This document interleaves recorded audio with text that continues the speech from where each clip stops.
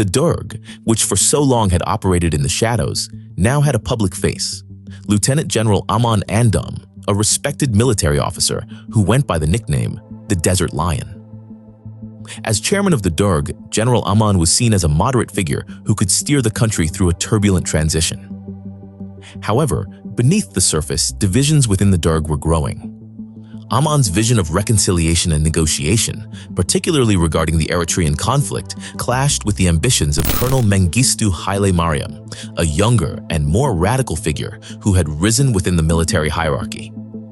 Mengistu, acting as the first head of government for the Derg, championed a hardline approach and sought to eliminate any remnants of the old regime.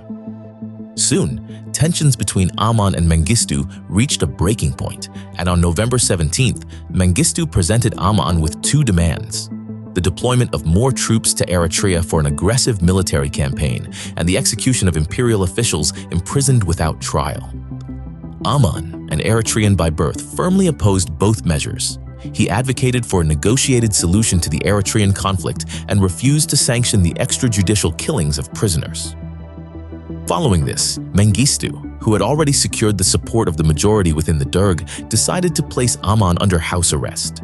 But Aman was not one to yield without a fight. Barricading himself in his residence with a small group of loyalists, the general prepared himself for a standoff. The next day, tanks surrounded his home.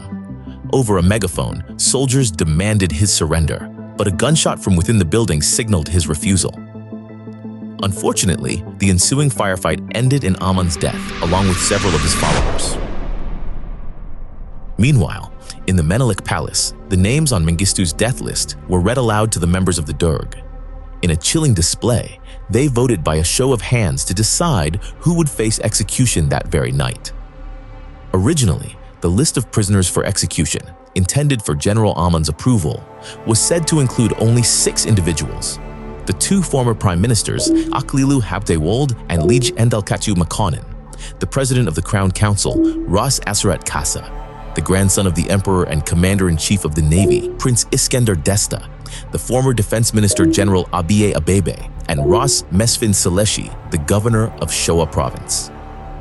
But by the end of the round of voting, the list had swelled to no fewer than 60 people. On the night of November 23, 1974, the prisoners were transported to Akaki Gaol, the large central prison in Addis Ababa.